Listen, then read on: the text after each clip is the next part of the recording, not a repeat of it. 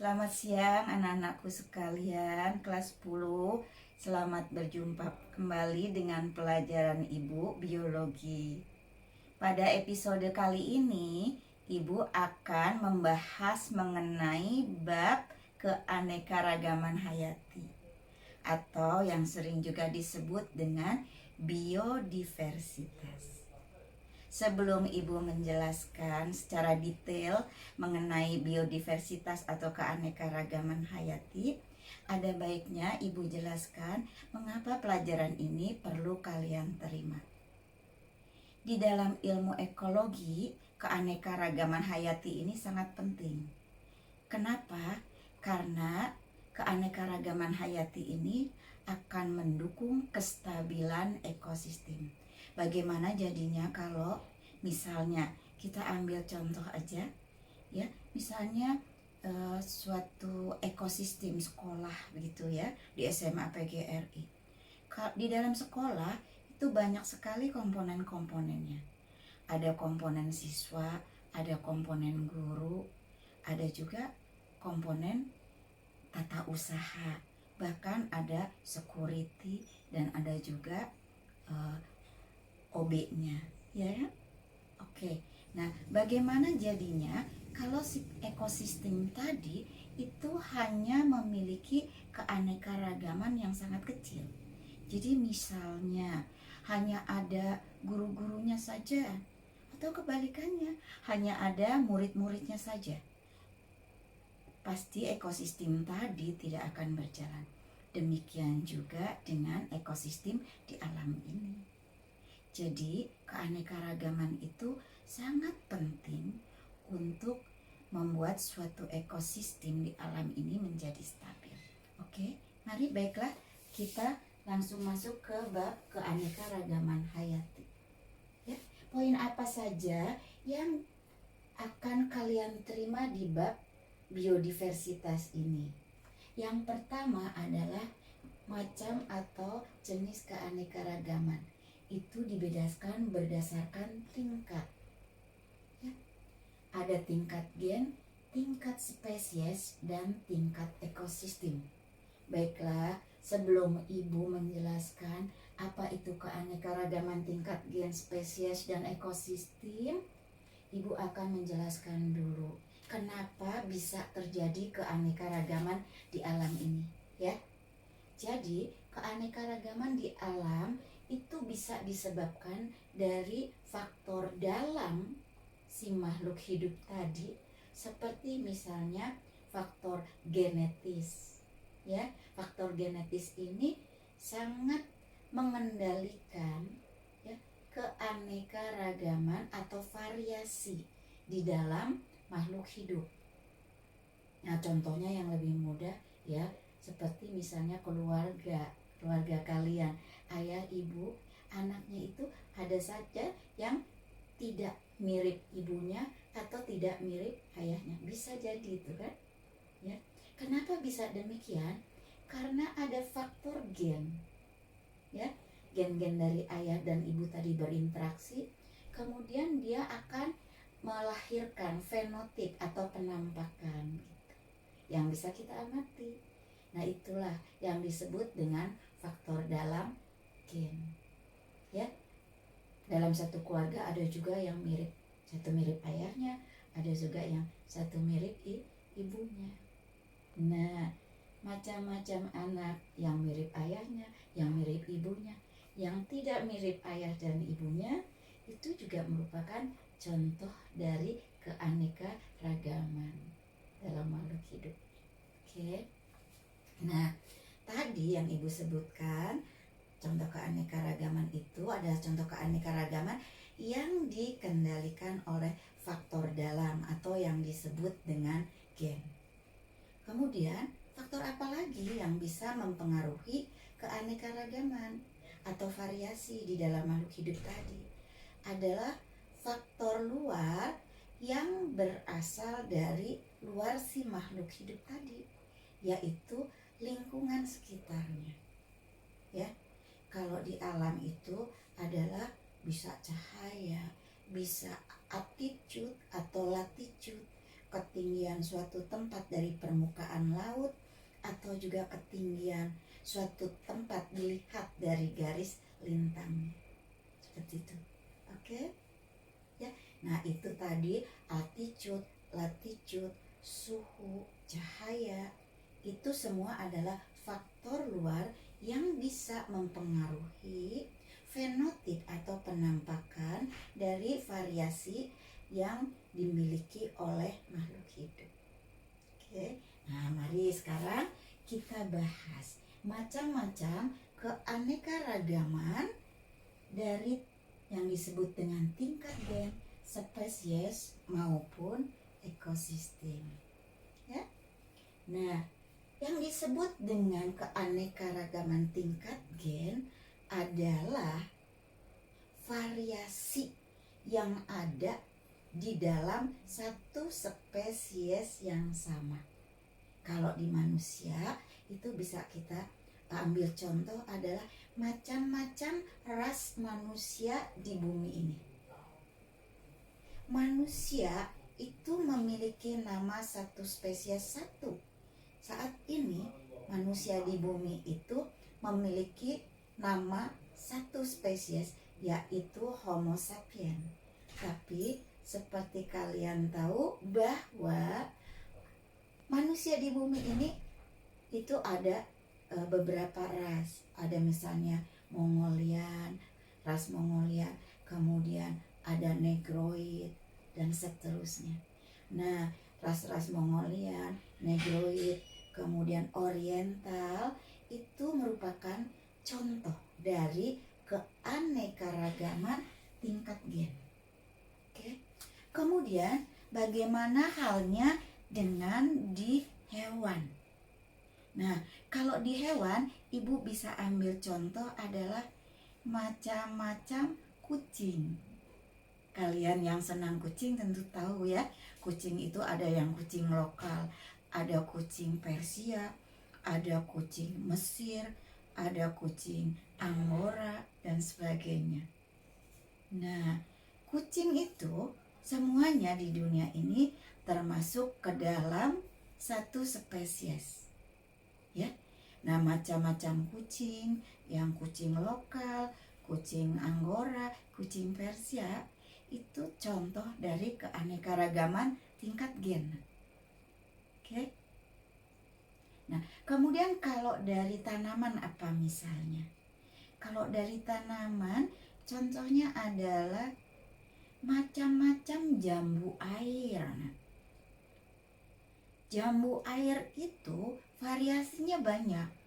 Ada yang warnanya merah, ada yang disebut dengan jambu bol, ada juga yang warnanya hijau.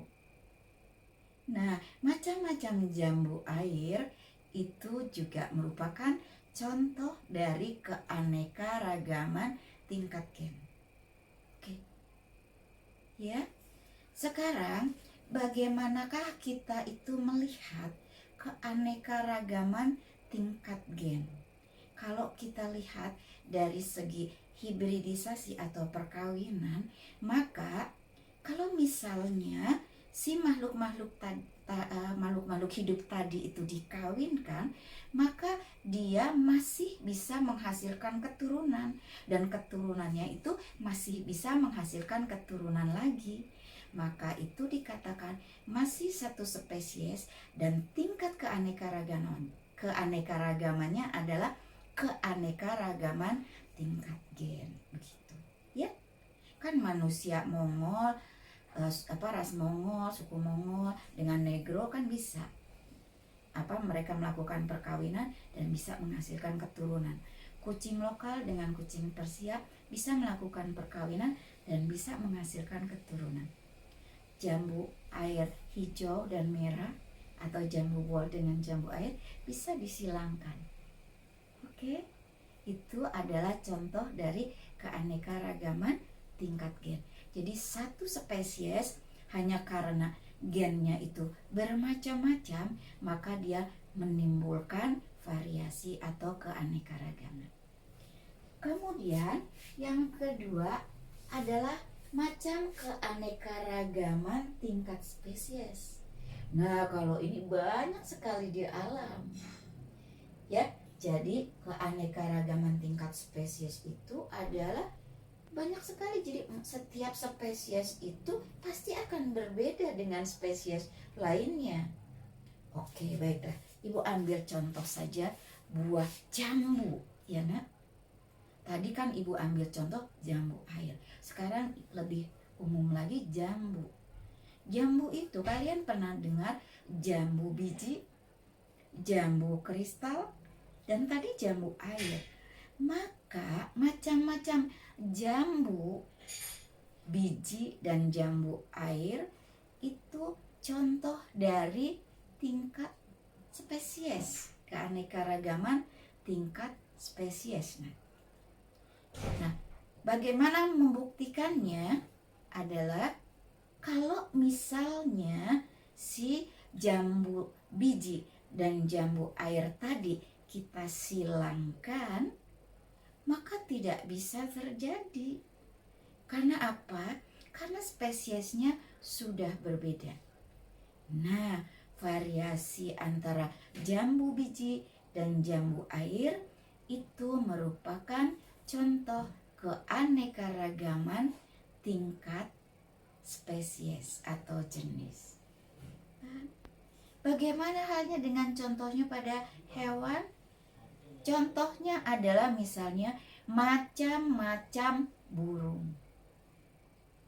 Macam-macam burung, jadi seperti misalnya ada burung elang. Kalian pernah lihat burung elang kan? Burung perkutut, burung gereja.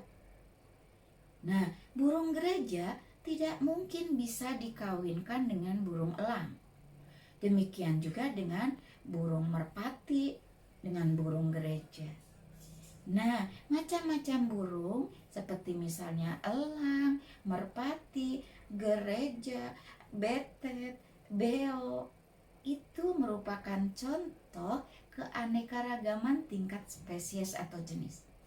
Karena kalau mereka itu dikawinkan atau disilangkan, tidak bisa atau tidak mungkin menghasilkan keturunan.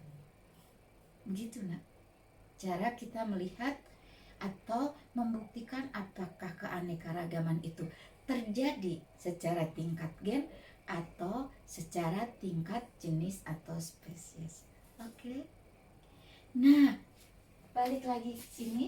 Dua keanekaragaman ini hanya ditentukan oleh faktor dalam, yaitu faktor gen dan faktor kromosom. Oke.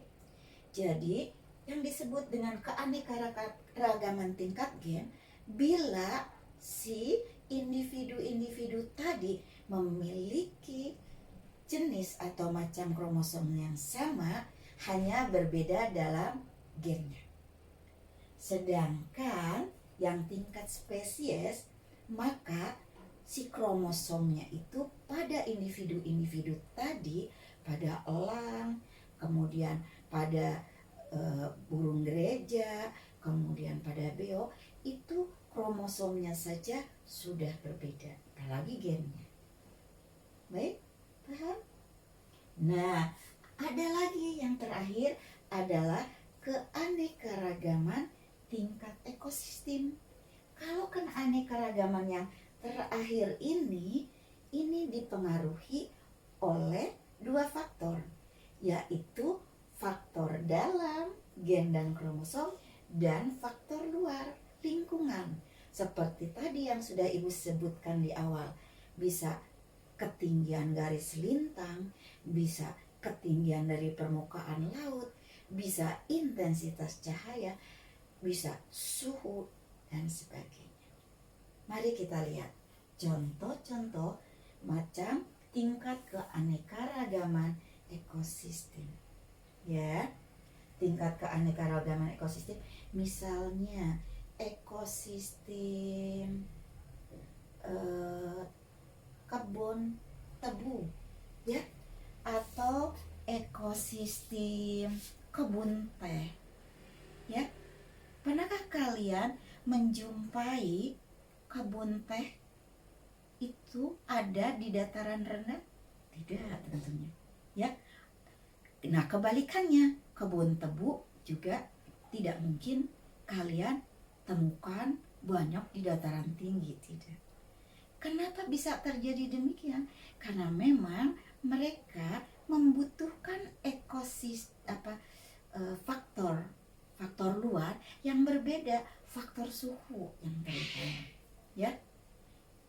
Kan kalau di dataran tinggi tentu saja suhunya lebih rendah dibandingkan dengan suhu di dataran rendah. Oke. Atau Ibu berikan contoh misalnya ekosistem gurun. Tentu saja berbeda dengan ekosistem hutan tropis. Dari faktor luar saja, misalnya kondisi tanahnya, di gurun itu tanahnya sangat, porositasnya itu sangat besar karena dia terdiri dari pasir. Sedangkan di hutan tropis tanahnya itu adalah tanah gembur, porositasnya itu sedang. Itu baru dari tanah. Dari curah hujannya, gurun itu sangat rendah curah hujannya. Sedangkan hutan hujan tropis itu sangat tinggi curah hujannya. Begitu, ya. Jadi keanekaragaman tingkat ekosistem itu selain dipengaruhi oleh faktor gen dan faktor kromosom yang berasal dari dalam si individu tadi, dia juga dipengaruhi oleh faktor luar. Tadi apa? Oke, cahaya, suhu, kelembapan, tanah, ya. Kemudian ketinggian tempat tadi, altitude dan latitude. Ya. Kalian pernah menemukan hutan hujan tropis pada garis lintang di atas 23,5 derajat? Tidak mungkin, ya. Karena hutan hujan tropis itu adanya di garis 23,5 derajat lintang utara sampai 23,5 derajat lintang selatan. Atau Ibu memberikan contoh misalnya hutan tundra. Lumut tuh kan tundra itu, ya. Apakah bisa kalian jumpai pada area di garis khatulistiwa?